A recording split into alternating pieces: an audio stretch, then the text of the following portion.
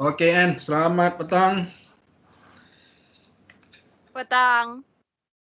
Okey, so hari ini kita akan mulakan kelas kita. Kelas kita iaitu kod DUN 10062 Asas Pengajian Moral.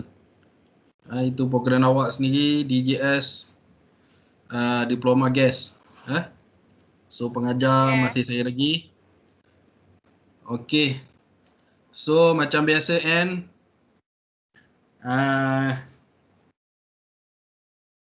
awak dengar suara lah. Kalau tak keluar ni pun. Okey, boleh. PowerPoint saya tak keluar juga. Tidak, tiada. Okey, tak apalah, saya go je lah. Okey. Okey. So awak dia lah saat lagi kalau ada keluar video ke apa ke awak ni lah Okey, keluar sudah Ustaz. Okey, apa dekat PowerPoint awak dia keluar? Dia punya background warna merah, lepas tu gambar Ustaz. Okey, saat lagi dia akan pergilah tu.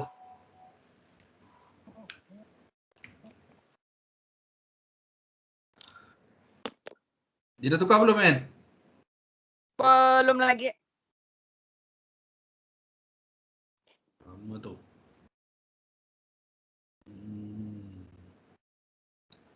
Ann? Belum Kalau lagi tukar. sekejap macam mana saya nak buat ni? Okey. Okey. Masih tak tukar Masih belum lagi.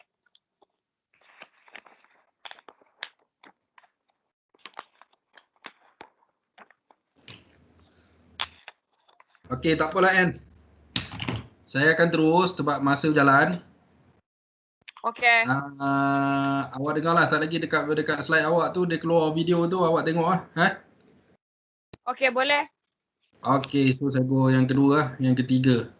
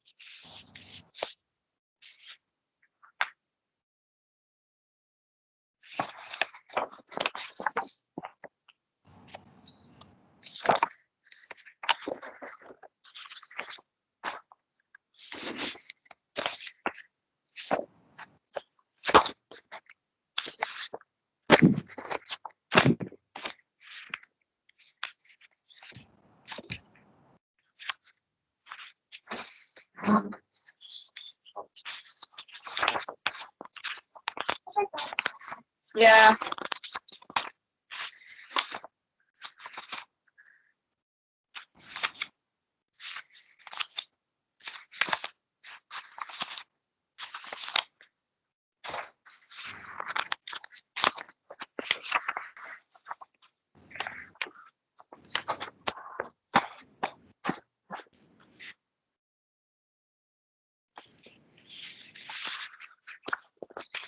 Okey Ann.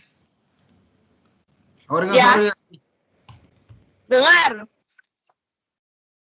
Okey, so saya nak tanya pendapat kamu lah. Video tadi awak tengok tak? Video? Tiada video? Okey, tak apa kan. Saya nak tanya pendapat kamu. Apa yang awak faham tentang dimensi?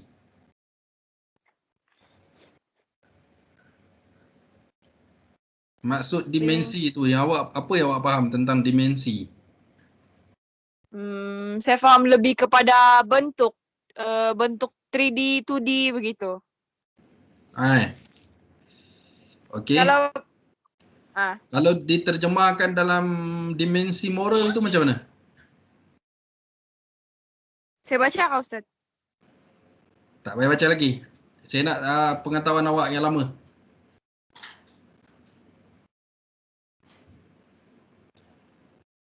Apa? Okeylah, awak kata dimensi tu dah bentuk segitiga, segi empat apa semua kan? Liku-liku apa semua tu kan? Ya. Apa kaitan dia dengan dimensi moral daripada tu?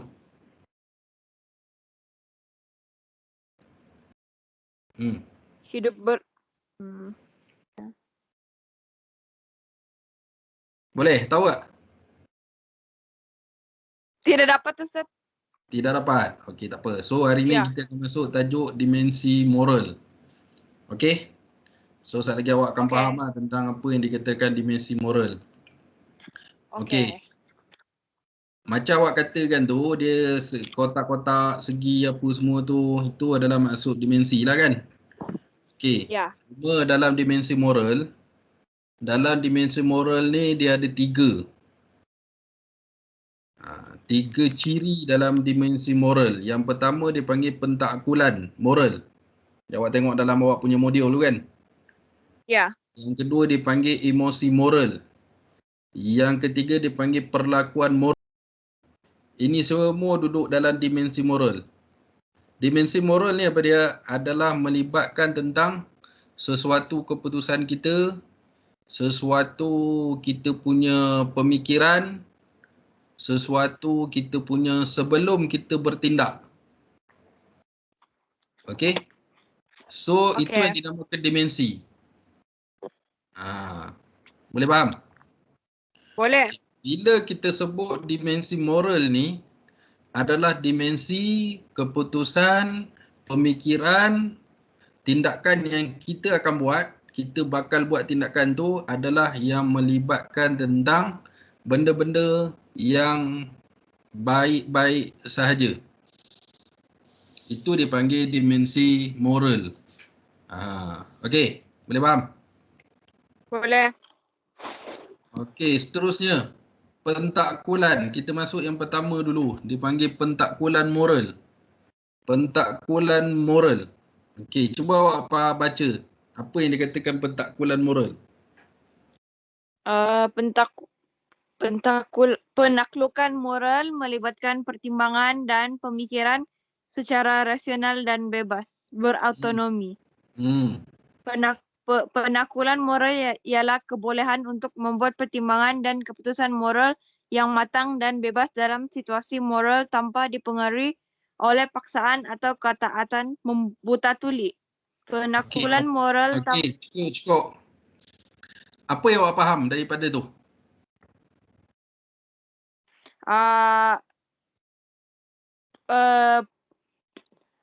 Pemikiran manusia yang rasional. Okey. Contoh?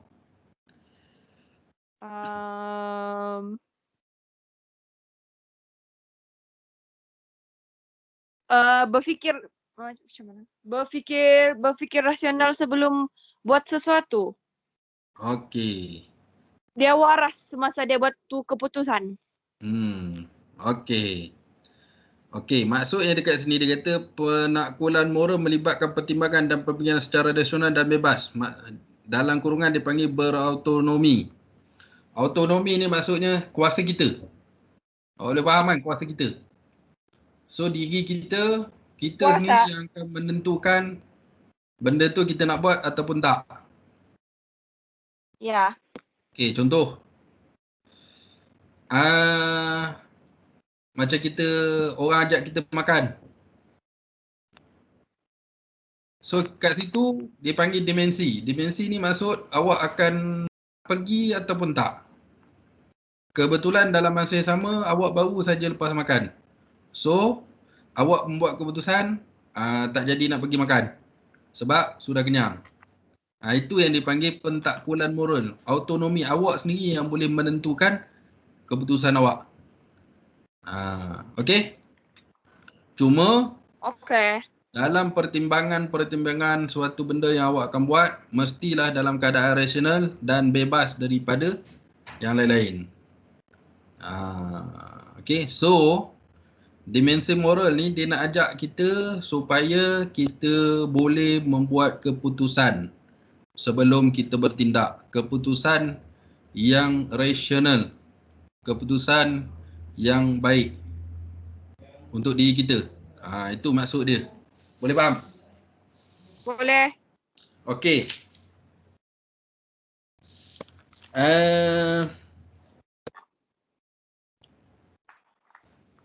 Macam mana? Awak cuba bagi contoh tentang diri awak yang berkaitan dengan pentakkulan moral ni.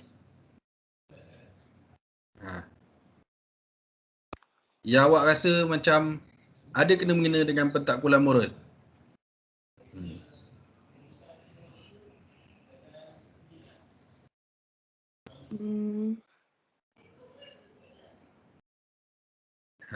Kan? Boleh?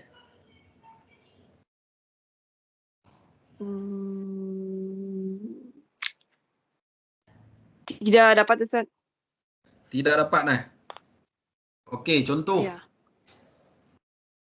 Contoh macam tadilah kita nak buat kelas kan.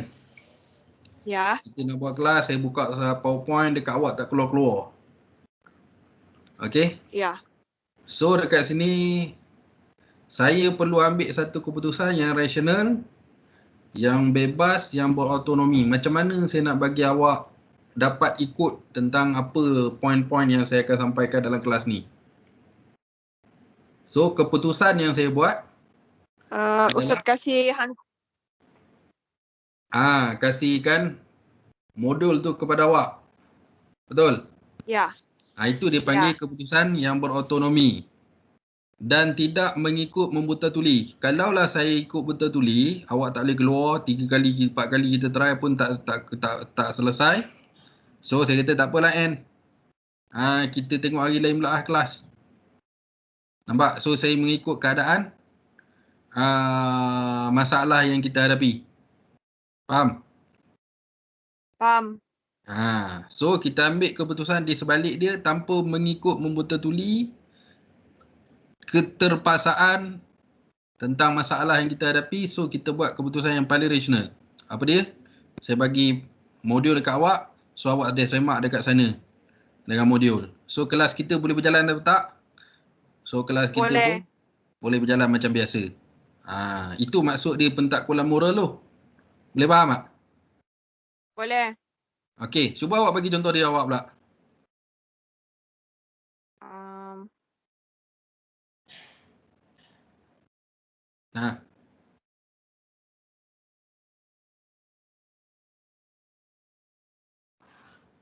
Macam diri saya tiada pentakkulan moral lah Ustaz. Mana boleh tak ada? Mesti ada. Kan? Mesti ada. Okey, contoh. Kalau awak di tempat kerja lah. Awak di tempat kerja. So pentakkulan moral awak di tempat kerja tu macam mana? Yang rasional yang awak buat. Untuk diri awak sendiri. Saya bekerja secara jujur supaya saya dipercayai bos, begitu. Ada pasangan tak kat situ? Tiada. Keputusan tu awak buat daripada diri awak ke daripada orang lain? Diri sendiri. Itu dia panggil pentakkulan moral lah tu. Kalau awak boleh jadi juga keputusan yang awak buat tu adalah dipanggil mengikut membuta tuli. Apa dia? Kenapa kita buat kerja macam tu? Sebab undang-undang dalam tempat kerja. So kita tak boleh nak buat apa. So kita ikut je apa yang ada dalam undang-undang tersebut. Maksudnya kita terpaksa buat. Boleh? Boleh faham kat situ? Boleh. Sekarang ni kita Boleh. tak nak. Sekarang ni pentakkulan moral ni, dimensi moral ni, dia nak ajak kita supaya kita tak jadi terpaksa. So, dia nak ajak kita jadi suka tentang benda tersebut. Untuk diri kita. Tu dia nak ajak kita. Okey, ada lagi tak contoh awak boleh bagi tentang dia awak pentakkulan moral ni?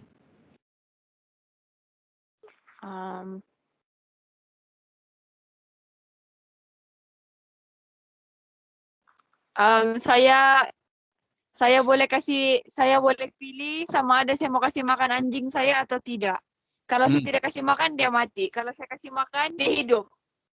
Okey. Terpaksa ke tak? Ya, tidak. Tidak. Tu dia panggil pentakkulan rasional dan bebas. Rasional ni mengikut keperluan kita. Mengikut kematangan kita. Okey. Contohlah. Okey. Kawan kita nak ajak kita keluar ke bandar. Ataupun parent kita lah nak ajak kita keluar ke bandar. Teman dia. Okey. Dalam masa yang sama kita ada kelas contoh macam sekarang. So pemikiran rasional kita macam mana sepatutnya? Menolak. Menolak. Tapi menolak itu kita janganlah. Ni satu lagi dalam moral ni. Kita tolak itu mestilah tolak dengan keadaan yang baik. Rasional. So bila kita rasional, kita kena bagi orang lain pun rasional dengan kita. Kita kena nyatakan sebab apa kita menolak ajakan tu. Sebab apa? Ada kelas online. So orang yang tahu tu, dengar tu, dia boleh rasional tak keadaan tu? Boleh. Boleh. Kalaulah dia paksa kita juga, maksudnya dia tak rasional lah dengan alasan yang kita bagi tu. Kan? Sebab kelas kita ni penting. Dia melibatkan awak punya jam kredit awak kan. Kalau awak tak cukup jam, nanti awak boleh disekat dalam peperiksaan. Awak kena bulang balik dalam subjek ni. Jadi dia akan fikir, tak boleh ajak sebab kelas ni penting. So dia pun rasional lah diri dia. Tu dia pun kena ada pentakkulan moral. Faham? Okey, tak apalah. Faham. Parent awak pergi dengan mak ayah awak pergi sendiri. Macam tu lah maksud dia. Okey? Okey. So, setiap manusia ni dia akan ada pentakkulan moral ni, dimensi moral. Mesti ada. Sebab semua benda dia kena buat keputusan dalam tindakan dia. Kita nak tidur pun kena ada pentakkulan moral. Contoh, kita tidur sampai pukul 7 pagi ataupun 6 pagi. Kita bangun awal. Sebab apa bangun awal? Menjadi kebiasaan untuk kesihatan badan kita, untuk ada tenaga, kan? Untuk banyakkan kita punya rezeki. So kita bangun. Ada pasangan tak kat situ? Tak ada. Kita buat keputusan tu berdasarkan apa? Autonomi kita, kuasa kita untuk diri kita. Itu dia panggil rasional dan bebas. Tapi kita nak bangun tidur, tengok kawan kita duduk tidur lagi. So kita pun tidur. Sebab Tidur balik. Nak bangun awal, gelap lagi, takut. Jadi terpaksa kita buat benda tu. Itu dia panggil bukan pentakkulan moral tu. Pentakkulan moral tu adalah mesti rasional, bebas, autonomi untuk kepentingan diri kita. Boleh faham? Sebab tu kalau korang baca kat sini, dia kata apa dia? Pentakkulan moral ialah kebolehan untuk membuat pertimbangan dan keputusan moral yang matang. Yang matang. Contoh. Saya bagi lagi ni, contoh. Makanan basi dengan makanan tak basi. Awak akan pilih yang mana? Yang tidak basi. Kenapa awak pilih yang tidak basi? Supaya tidak sakit. Tidak sakit. Satu lagi, kenapa awak pilih yang tak basi? Sebab awak rasional dalam keadaan tu. Kalau awak makan benda yang basi, sakit. Awak makan benda yang tak Ya. basi, boleh kenyang, sedap, kan? Ya. Fresh. Tu. Kan? Jadi itu yang dipanggil pentakkulan moral tu. Kat situ. Boleh faham? Boleh. Okey. Okey Ann, kita pergi yang seterusnya. Contoh pentakkulan moral. Cuba baca kat saya contoh pentakkulan moral. Contoh. Hakim menjatuhkan hukuman gantung sampai mati terhadap sepasang suami isteri yang terlibat dalam pengedaran dada walaupun pasangan tersebut mempunyai 3 orang anak kecil yang masih memerlukan perhatian. Keputusan yang dibuat oleh hakim adalah berdasarkan penaklukan moral tanpa dipengaruhi oleh emosi dan persekitaran. Nampak? Jadi kena tak dengan maksud tadi tu, penakkulan moral. Dia rasional, Kena. dia tak ada paksaan, dia menggunakan autonomi yang dia ada sebagai hakim, mengikut peraturan yang dia ada, kemudian dia tak membuta tuli menjatuhkan hukuman kepada orang tu. Alasan mudah sabar. Alasan munasabah. Okey? Itu. Okey, yang kedua pula. Seorang murid melakukan perbuatan meniru dalam peperiksaan akhir tahun buat pertama kali. Hal yang demikian kerana bapanya yang garang telah mengugutnya supaya mendapat tempat yang pertama dalam peperiksaan tersebut. Sekiranya dia tidak dapat tempat pertama, maka dia tidak dibenarkan untuk pergi ke Australia bagi menghadiri majlis convocation kakaknya. Walaupun sasia murid ini cukup menyenangkan guru kelasnya, namun sebagai guru yang tegas dan adil, guru itu terpaksa mengambil tindakan mengikut peraturan sekolah. Okey, mengikut peraturan sekolah. So dekat sini rasional dia dekat mana? Dia tetap tetap dikenakan hukuman walaupun dia memperoleh, walaupun dia punya sasia sebagai murid menyenangkan guru kelas dia. Disebabkan apa? Peraturan dan keadilan. Sebab anak murid dia dah melakukan kesalahan. Okey. Awak di tempat kerja lah, Ann. Awak pernah tengok kawan awak kena marah dengan bos awak? Pernah. Okey, apa perasaan awak waktu tu? Tidak apa-apa. Tiada apa-apa? Ya. Rasa kesian kat dia ke? Rasa patut dia kena marah ke? Macam mana? Memang patut dia kena marah lagi. Sebab? Dia melakukan? Sebab kesalahan. Dia melakukan kesalahan. Itu yang dia panggil pentakkulan. Tapi kalau kita simpati dia, sebab dia kena marah, sebab dia buat salah, itu dia panggil bukan pentakkulan. Sebab kita mengikut emosi kita. Boleh faham itu? Boleh. So, dalam apa-apa keputusan yang kita nak buat nanti dalam kehidupan kita, so kita tak boleh ikut emosi kita. So kita kena dalam keadaan rasional. Sebab emosi ni dia akan bawa kita punya keputusan.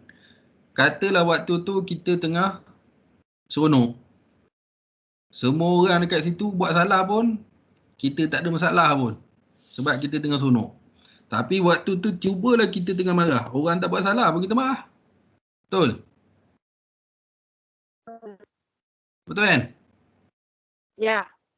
Awak ada power tak? Apa Ustaz? Ada power belum? Boyfriend? Belum. Tiada. Kalau awak ada power, kadang-kadang tu kan, kita pun tak tahu sebab apa kena marah dengan power kita. Kan? Sebab waktu tu dia mungkin emosi dia tak stabil, dia ada masalah lain. Itu dia panggil gangguan. Jadi nak senang cerita, semua dalam tindakan kita, dalam keputusan kita mesti kita buat dalam keadaan rasional. Inilah maksud pentakkulan. Dia nak ajar kita macam mana kita nak buat keputusan yang sangat-sangat rasional. Okey. Boleh faham kan? Okey. Ada apa-apa nak tanya? Boleh. Tiada. Tiada. Okey. Okey, kita masuk yang kedua kan. Emosi moral. Okey. Okey, cuba baca. Ada 3 tu. Dekat buku awak ada, dia ada 1. Tapi awak baca petikan tu. Sebelum contoh. Maksud dia kah Ustaz? Kah contoh dia? Emosi moral merupakan kehalusan. Perasaan individu yang mengandungi sentimen, empati, simpati, prihatin, belas kasihan, bermotivasi dan murah hati. Semua kecenderungan dan perasaan ini akan mewujudkan perlakuan yang bermoral. Semua kecenderungan ini adalah penting untuk mengawal perlakuan seseorang dan menghalang individu daripada melakukan sesuatu yang bersifat antisosial. Contohnya, perasaan empati dan simpati akan menyebabkan seseorang individu sentiasa membantu orang miskin atau cacat tanpa kira kepentingan diri. Antara contoh yang Okey. So, dia nak cerita dekat sini, emosi moral ni, bukan semua emosi tu adalah salah. Dan semua emosi tu kita kena letak dia pada tempat dia. Contoh, adik kita main api. So, waktu tu kita kena emosi lagu mana? Marahlah dia. Emosi marah. So, marah yang bertempat. Tu yang dia maksudkan kat sini. Sebab tu dia kata, kehalusan perasaan individu. Awak pernah tengok orang yang bagi motivasi? Apa Ustaz? Awak pernah dengar orang bagi motivasi? Ada. Okey, kadang-kadang dia buat macam marah je. Kadang-kadang dia buat macam sedih, so kita pun menangis. Kadang-kadang dia suka, kita pun seronok gelak-gelak kan, dia buat lawak. Ya. So, tujuan dia bukanlah dia nak buat satu benda yang bukan luar daripada moral. Tujuan dia adalah dia nak menarik minat kita supaya kita dapat ubah dengar apa dia cakap. Dapat dengar, dapat ubah kita punya tingkah laku kita. So kita dapat ambil pengajaran yang baik daripada apa yang dia bagi. Faham? Jadi maksud emosi moral ni, kita letakkan sesuatu emosi di kita tu pada tempat yang sepatutnya. Contoh, awak lalu-lalu tengok binatang, anak anjing lah, awak bela anjing kan? Ya. Okey, duduk dalam longkang. Duduk berbunyi lah nak keluar daripada longkang tu, tapi tak boleh kan, dia tak boleh nak keluar. So, apa perasaan kita kat situ? Emosi kita yang sepatutnya kita ada kat situ? Marah dia, siapa suruh dia masuk dalam longkang. Oh, marah dia? Ya. Okey. Selain daripada marah? Kesian lah. Kesian. Marah dia sebab dia masuk longkang, tak apalah, dia boleh keluar balik kan? Kalau yang besar. Ya. Kalau yang kecil tak boleh keluar balik, so kita kena buat macam mana? Kita kena ada perasaan? Kesian. So, apa tindakan kita daripada perasaan kesian tu? Kita akan tolong dia buat keluar daripada longkang kan? Ya. Awak ada tengok waktu PKP sebelum ini? Apa Ustaz? PKP sebelum ni. Ada video viral tentang polis dengan tentera selamatkan anjing dalam longkang. Awak ada tengok video tu? Tiada. Oh, tiada? Tiada. So, itu. Jadi, maksud dia kat sini, kita letakkan emosi kita pada tempat yang betul. Kita tengok anjing dalam longkang, kita sedih kat dia, kita tolong dia. Kita tengok adik kita buat benda yang salah, kita marah dia. Kita tengok orang langgar lampu merah, kita marah orang tu sebab membahayakan orang lain. Kita tengok orang susah, kita bantu dia. Kan? Kita sedih tengok dia, kita bantu dia. Itulah maksud dia. Jadi, meletakkan emosi kita pada tempat yang sepatutnya. Jangan kita letakkan emosi kita pada tempat yang tak sepatutnya. Contoh tadi saya bagi anjing. Anak anjing duduk dalam longkang tak boleh keluar. Dia duduk riau-riau minta tolong kita keluarkan dia kan. So kita marah dia lagi. Kan? So tak kenalah pada tempat dia kan. Kita tengok orang susah, kita hina dia lagi. Kita marah kat dia. Kita gelak kat dia. Kan? Satu benda yang tak sepatutnya berlaku. Betul? Betul. Okey Ann. Cuba awak cari satu contoh yang berlaku pada diri awak yang melibatkan emosi dan emosi yang awak bagi tu memang betul dalam keadaan awak.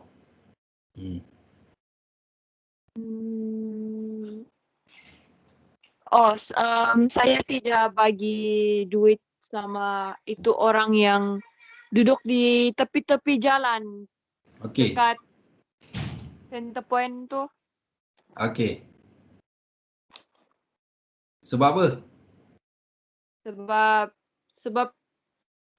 Sebab dorang warga asing sama kalau kena bagi lagi duit kan lagi ramai nanti datang pergi kejar mau minta duit juga. Okey. Emosi awak waktu tu? Kesian. Tapi tak mengajar dia orang dengan membagi duit. Tidak bagi dia duit. Sebab apa kita tak bagi duit? Sebab kita nak dia? Sebab dia sempurna jadi kerjalah begitu. Kalau lah orang tu memang susah betul, tak ada makan apa semua tak ada, apa semua bla bla bla. Minta tolong awak macam mana? Kalau dia punya anggota badan cukup, saya tolong. Saya tidak tolong. Kalau dia cacat, saya tolong. Okey. Okey, Ann. Ya. Kalau saya lah, Ann. Ya. Saya tengok juga macam awak lah juga. Saya pun tengok juga orang macam mana kan. Okey. Kalau lah orang tu datang jumpa saya pernah dulu ada orang datang jumpa saya. Saya balik daripada Kenduri. Kan? Nak keluar daripada simpang tu ada satu motor jumpa saya. Dia kata, bang, nak beli susu anak. Tak ada duit. Tak ada duit langsung. Anak nak minum susu. So, kalau saya ikut sedih saya tu, saya ulurkan duit, betul? Ya. Okey, tapi hari tu saya tak ulurkan duit dekat dia. Saya kata dekat dia, kalau awak betul-betul anak awak susah, jom ikut saya pergi kedai. Saya bagi susu dekat anak awak. Tahu kenapa saya buat macam tu? Sebab saya tak nak ajar dia kita bagi dengan duit. Dan satu lagi kita tak tahu betul ke anak dia tu nak minum susu. Kan? So, kita bagi susu dekat dia. Sekiranya tak betul, so duit, dia tak ada duit lah maksudnya. Kan? Kalau kita bagi duit dekat dia, dia tak beli susu, tiba-tiba dia penagih ke dadah. So, dia beli dadah. Nampak? So, saya tak menyumbang pada dia untuk buat benda-benda yang tak elok. Jadi, kalau kita bagi susu, kalau benar anak dia tu memang tak ada duit nak beli susu, dia nak beli susu untuk anak dia, so, anak dia dapat dah minum susu. Kan? Ya. Kalau lah anak dia tak betul, dia tak ada anak tapi dia kata dia ada anak, maksudnya susu tu dia tak boleh nak buat apa. Ya. Kan? So, kita kena rasionalkan keadaan. Kena, macam tadi kita baca pentakulan kan. Kita belajar tentang pentakulan kan. So, emosi kita, walaupun kita sedih, kita kena pertimbang dengan rasional kita punya pentakulan moral kita tu. Saya bawa dia pergi kedai, dia ikut saya masuk dalam kedai, saya beli barang-barang apa yang dia nak, saya bayar. Dia balik. Kan? Tapi dia terima kasih kat saya lah waktu tu. Oh, Itu. Cara kita nak bantu orang lah maksudnya. Cara kita nak rasionalkan keadaan. Macam awak tadi, awak tak bagi sebab ada tubuh badan yang bagus, baik. Sepatutnya dia kena kerja, tapi dia minta sedekah. ya. Kan? Macam itulah keadaan dia. Okey, N. Contoh dia, Ada lagi contoh? Laila berasa sedih dan simpati terhadap terhadap mangsa-mangsa peperangan di Syria. Di Syria. Syria. Okay. Okey, lagi? Christina berasa gembira dengan kejayaannya yang dicapai oleh rakan-rakannya dalam peperiksaan SPM.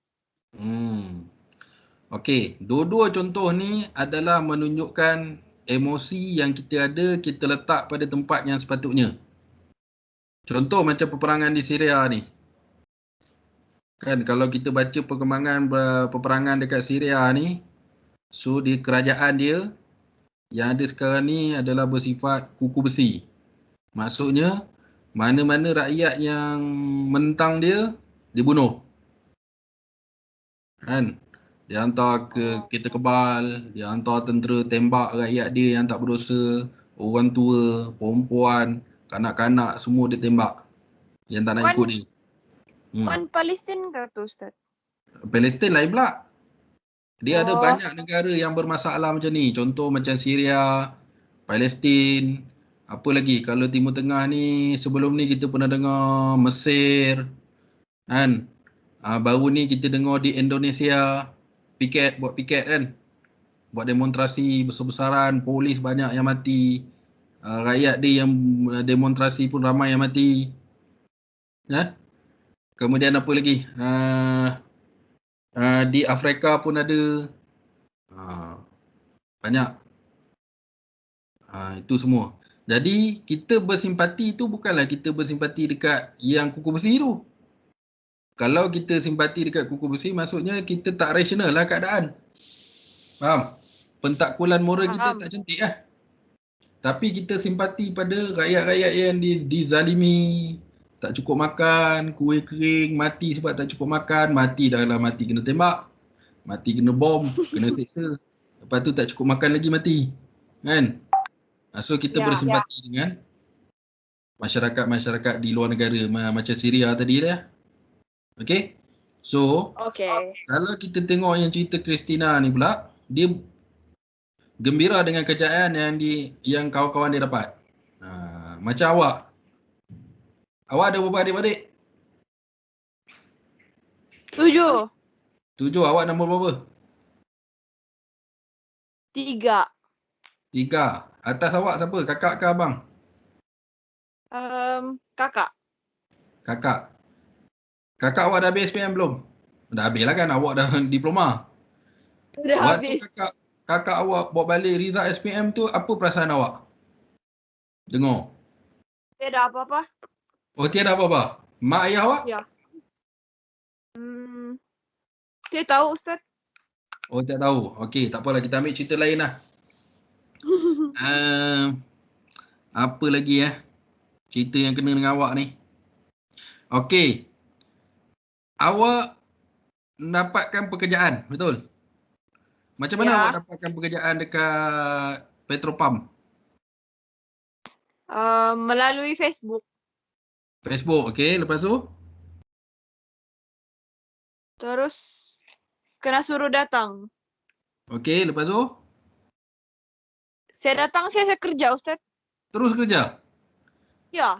Okey, apa perasaan awak waktu tu? Bersyukur. Bersyukur. Emosi awak?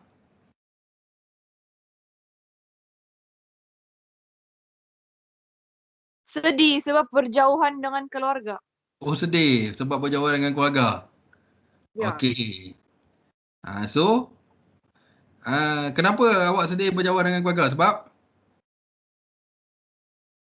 Pertama kali. Pertama kali. Yelah, mesti rindu Ya. dekat mak ayah awak, kan? Dekat adik Ya. awak, kakak awak, abang awak apa semua. Kan? Masakan mak awak. Ya. Itu dia panggil emosi pada tempat dia, sedih. Tapi kena ingat, emosi ni macam sedih awak tu, jangan keterlaluan. Kalau lah keterlaluan awak sedih kan, awak kerja satu hari awak duk ingat saja kan, sedih, ketinggal keluarga jauh. Mungkin awak akan kerja 2-3 hari, awak akan berhenti, awak akan balik ke kampung. Sebab itu yang tak Ya. sepatutnya. Okey? Ya. Kita manusia ni memang sering kena berpisah. Maksudnya kita besar, kita kena keluar bekerja. Berpisah dengan keluarga kita.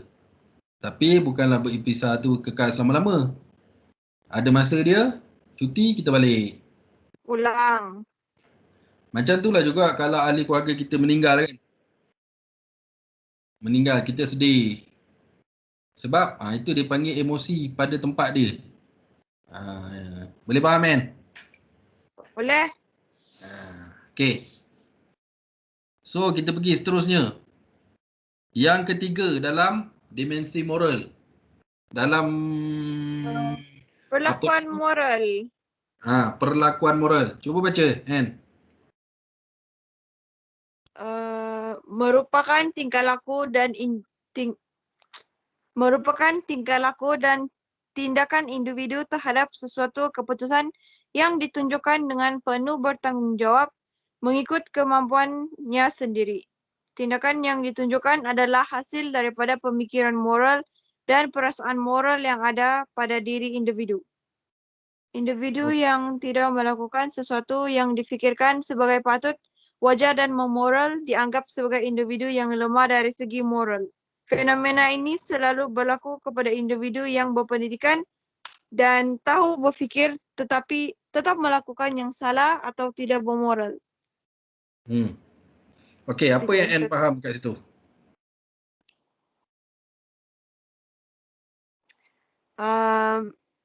Perlakuan moral based on tingkah laku seseorang. Tingkah laku seseorang lah. Ya, itu. Okey. Daripada fikiran moral. Okey, Anne. Tadi mula-mula kita dah belajar tentang pentakkulan moral. So kita buat keputusan berdasarkan rasional kita. Bila sebut rasional adalah keputusan-keputusan yang baik untuk diri kita. Faham? Dan orang sekeliling. Maksud saya orang sekeliling tu kita tak menyusahkan orang lain. Okey. Daripada keputusan yang kita buat, so dia membangunkan emosi kita. Contoh, kita nak bekerja. Kita buat keputusan untuk bekerja. Emosi kita sebab apa? Sebab kita seronok nak bekerja, kita seronok nak dapat duit sendiri, kita nak beli barang, kita nak itu, keperluan kita, kita nak simpan duit. Okey. Sama juga kita buat keputusan, kawan kita ajak buat benda yang tak baik. Contoh, ponteng kerja. Keputusan kita tak nak ponteng kerja. Kita rasional. Emosi kita waktu tu apa dia? Kita marah dengan perbuatan tersebut. Okey. So, daripada kedua-dua benda tu, dia akan menyebabkan berlakunya perlakuan moral kita. Jadi sebelum melakukan perlakuan moral ni, so kita akan lalui keputusan, pentakkulan moral, kita akan lalui emosi dan akhir kita akan buat tentang keputusan dan emosi yang kita lalui itu. Sebab tu macam saya kata tadi lah. Kawan kita ajak kita monteng kerja. Kita tak nak. Keputusan kita. Sebab apa kita tak nak? Sebab melanggar undang-undang tempat kerja. Sebab menyebabkan pekerjaan kita terjejas. Sebab apa lagi? Sebab tak nak kita punya bos kita marah kita. Tak nak ganggu prestasi kerja kita. Tak nak ganggu gaji kita. So emosi kita pada waktu tu kita marah dengan perbuatan tersebut, kita tak nak buat. Okay. So perlakuan kita lepas tu apa dia? Kita start tak pergi ke kerja. Nah, itu perlakuan dia. Sebab tu dia kata kat sini perlakuan moral merupakan tingkah laku dan tindakan individu terhadap suatu keputusan yang ditunjukkan dengan penuh tanggungjawab mengikut kemampuan diri sendiri. Kemampuan kita. So, mampu tak kita tolak dengan ajakan kawan kita buat jahat tadi? Mampu. Itu yang dimaksudkan dengan kemampuan diri kita sendiri. Jangan kita buat keputusan di luar kemampuan kita. Contoh, kawan kita ajak kita panjat bumbung bangunan 2 tingkat. Kita mampu tak buat? N mampu tak buat benda tu? Tidak. Tidak. Satu lagi dia buat apa? Membahayakan kita. So kita kata tak boleh. Tak pandai. Bahaya. Itu. Jadi setiap keputusan kita, semua perlakuan kita mengikut kemampuan diri kita masing-masing. Kenapa kita bekerja? And Sebab ingin independent. Independent. Okey. Dan juga dia merupakan kemampuan diri. Kemampuan diri kita. Itu.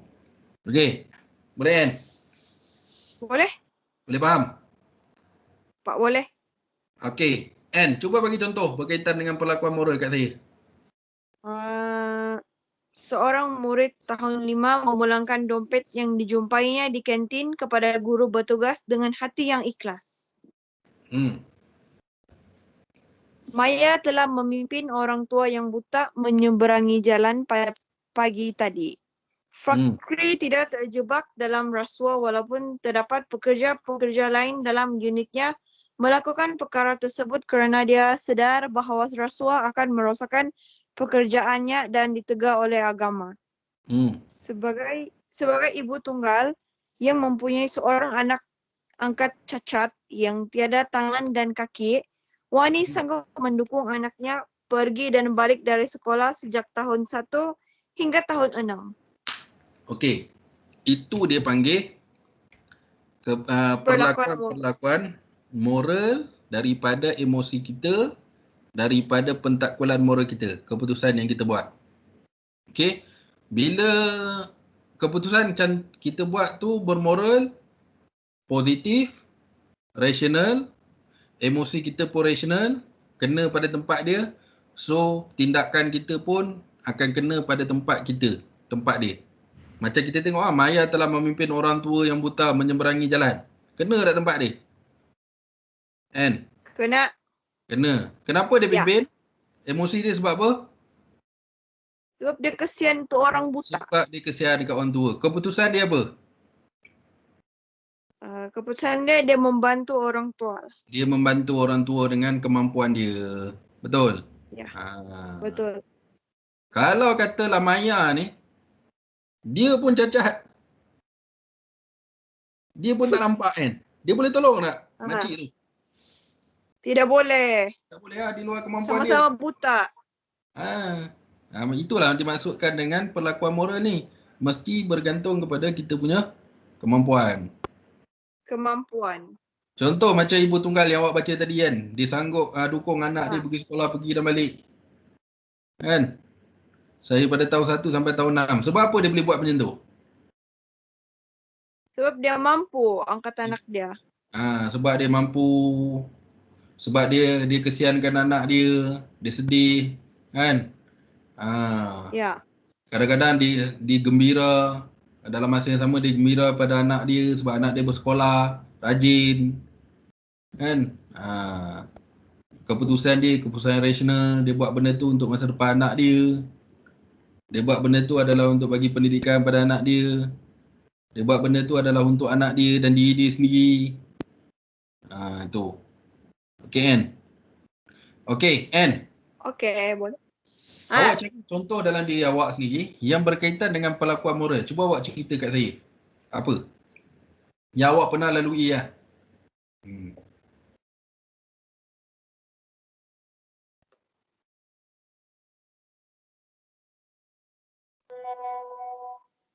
Hmm,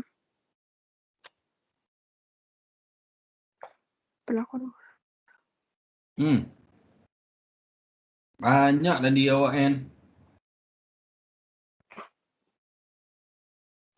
Ah, Kenapa awak belajar? Belajar kan tindakan awak. ya, Kenapa? Kenapa awak buat keputusan untuk belajar? sebab sebab sebab gaji 1.200 basic tidak cukup untuk menampung keperluan saya. Saya perlu lebih lagi. Okey. Apa emosi awak tentang awak nak belajar ni?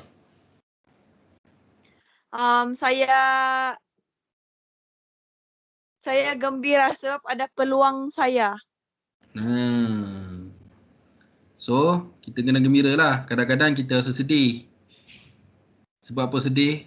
Nak belajar ni bukan benda yang susah, benda yang mudah. Susah. Betul? Betul. Kan? Kita nak kena buat itu, kita nak kena buat ni, kita nak kena belajar itu, nak kena belajar ni, nak kena faham itu, nak kena faham ini. Tapi, kita kena buang benda tu semua. Sebab kita dah belajar tentang pentakkulan ni, dimensi moral. Kan? Kita dah belajar dalam tu ada apa nama? Pentakkulan moral, macam mana sepatutnya kita kena buat keputusan untuk diri kita, masa depan kita, emosi kita kena macam mana. Bila kita seronok, kita gembira benda tu, so kita akan buat benda tu sebaik yang mungkin, betul? Betul. Lepas tu, perbuatan kita lah. Kita belajar tugasan yang saya bagi awak buat. Yang itu awak dah hantar belum tugasan? Belum lagi, Ustaz. Awak ada hutang saya lagi 2 kan? Awak tak hantar? Ya. Nanti awak hantar kat saya. Okey. Awak dah dapat A kan? Mau? N? Ya. Awak dah dapat A eh? Mau. Mau dapat. Mau dapat kena hantar N. Nanti saya bagi A dekat awak. Okey, boleh. Okey? Itu yang berkaitan dengan diri kita. Banyak benda. Jadi, setiap tindakan yang kita nak buat daripada mula kita bangun tidur sampai kita nak tidur sekalipun, tu pun dinamakan sebagai dimensi moral. Okey? Okey. Dan mesti kita buat keputusan yang paling baik, yang paling bermoral untuk diri kita, untuk masa depan kita. Boleh faham kan? Saya pun nak awak belajar dekat sini sampai awak dapat diploma. Boleh? Boleh. Awak ada target tu tak? Ada. Awak belajar sini, mak ayah awak suruh ke awak sendiri nak belajar? Saya sendiri yang mau belajar. Baguslah tu. Dah bagus sangat dah tu. Cuma awak perlu harungi. Gini je N. Belajar ni N. Walaupun susah mana pun, penat mana pun, tak ada orang mati sebab belajar kan. Betul? Okey. Sesusah mana sekalipun, apa sekalipun, tak ada susah dia macam kita pergi berperang. Betul tak kan? Betul. Susah macam mana sekalipun belajar, tak adalah kita macam kita bekerja dekat buat bangunan. Duduk tengah-tengah panas, kan? Paku bahaya, duduk bangunan tinggi-tinggi. Buat kerja kan? Betul. So inilah peluang kita nak belajar untuk upgrade diri kita. Cuma sekarang ni sikap kita je. So sikap kita tu kita kena memerlukan pentakkulan moral. Boleh dimensi moral ni. Kita kena guna betul-betul dalam masa depan hidup kita. Okey kan? Kita pergi seterusnya. Okey kan? Daripada apa dia? Insan bermoral. Insan bermoral tu kita akan buat minggu depan. Oh. KN. Ya. Apa rumusan yang awak dapat daripada apa yang kita belajar? Kita dah hujung ni. Kita dah di penghujung. Apa yang awak dapat daripada apa yang kita dah belajar kan? Tentang hari ni. Cuba awak cerita kat saya.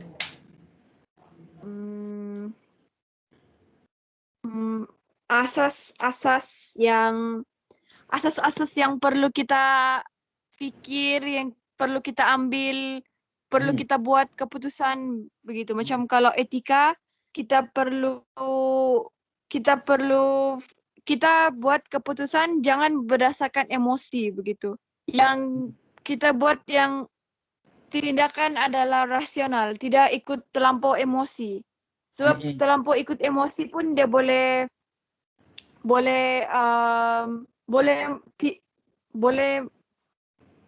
tidak mendatangkan kepentingan, buang masa begitu.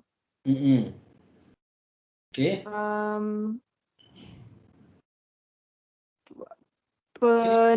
Kalau penaklukan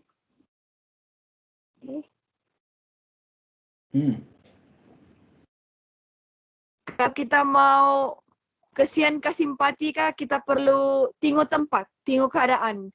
Tidak semua benda kita boleh kesian terus tolong begitu. Lepas tu kalau kita mau tolong tu kita mesti ikut kemampuan diri.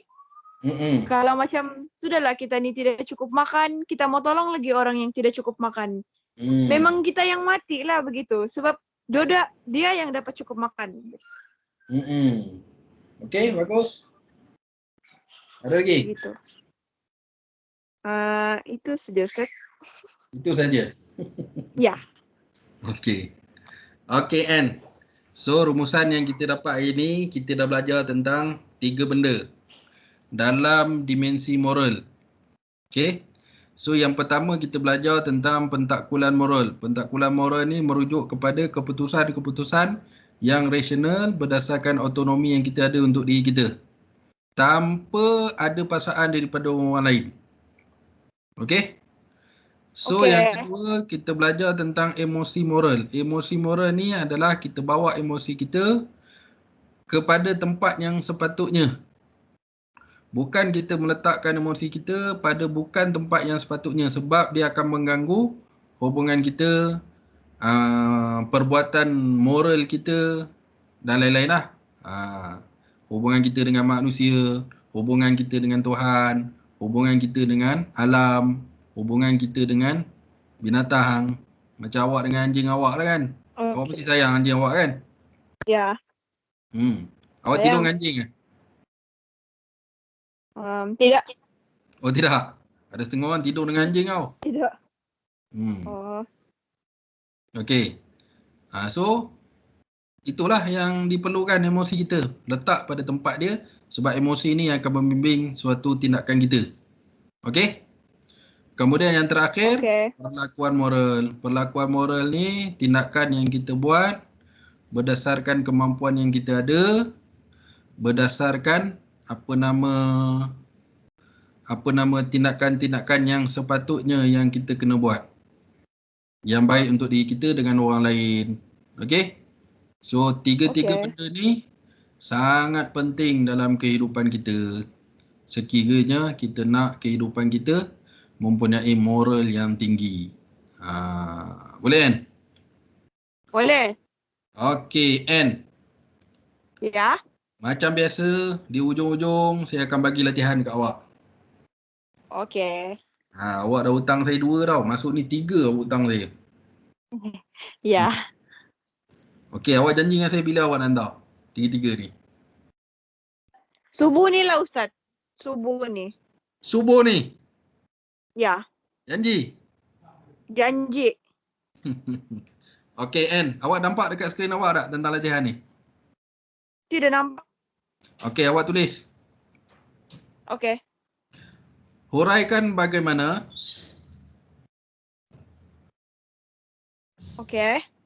cara penyelesaian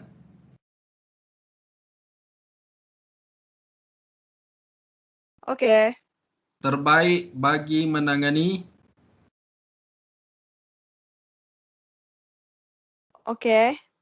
masalah kesihatan di tempat kerja Okey. tanpa menjejaskan Okey. prestasi perkhidmatan.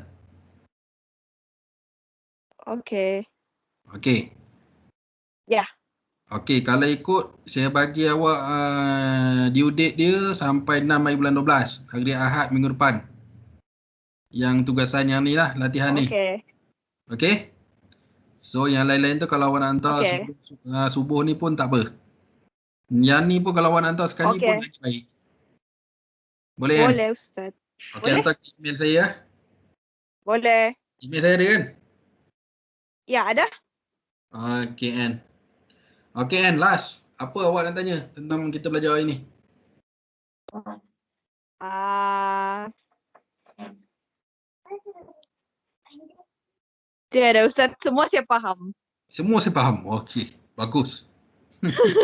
Ya. Okey, bagus Ann. Okey Ann. So, saya ingat takat ni kita punya kelas kita. So,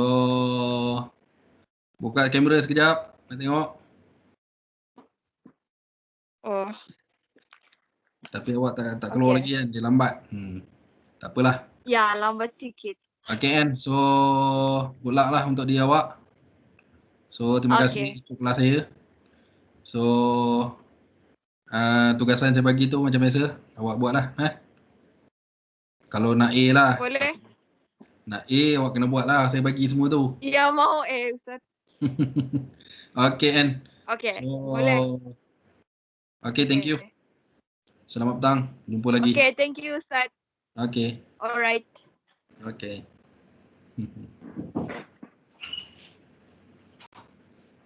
Assalamualaikum. Salam. Syekh, kopi dia tu kan? Lambatlah ni. Email. Beres. Oh, kau tunggu dari tadi? Oh.